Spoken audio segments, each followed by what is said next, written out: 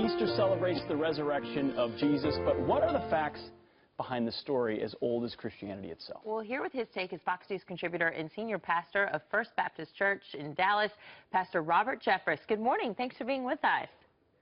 Happy Easter. So today we are tasking you with proving that Jesus rose from the dead. First up, you have fact number one is eyewitness accounts, something that the Apostle Paul wrote about. That's right. You know, the Bible claims that over a 40-year period of time, over 500 people saw the resurrected Christ, and that they actually list the names of some of those who saw Christ. Now, I know people say, well, how do you know the Bible's telling the truth?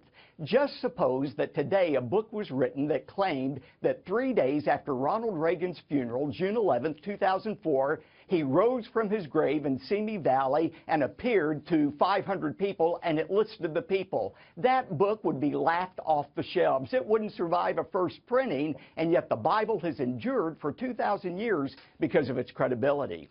And Pastor, on top of that, you said once that occurred and those 500 did see him, that it led to some changes that you don't normally see.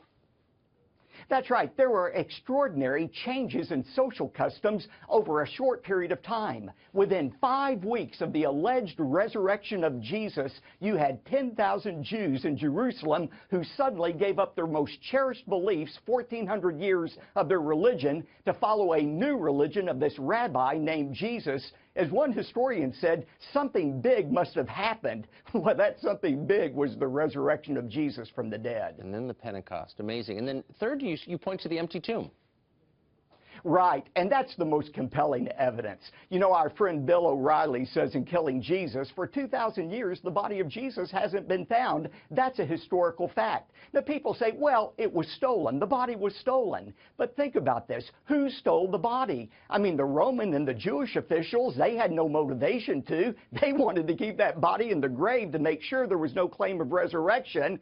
Well, did the apostles steal it? Look, they were cowards after the crucifixion. They deserted Christ. They hardly had the courage to overtake a Roman guard unit of 16 men who protected the tomb. The only plausible evidence and conclusion is that Jesus rose from the dead just as he said he would.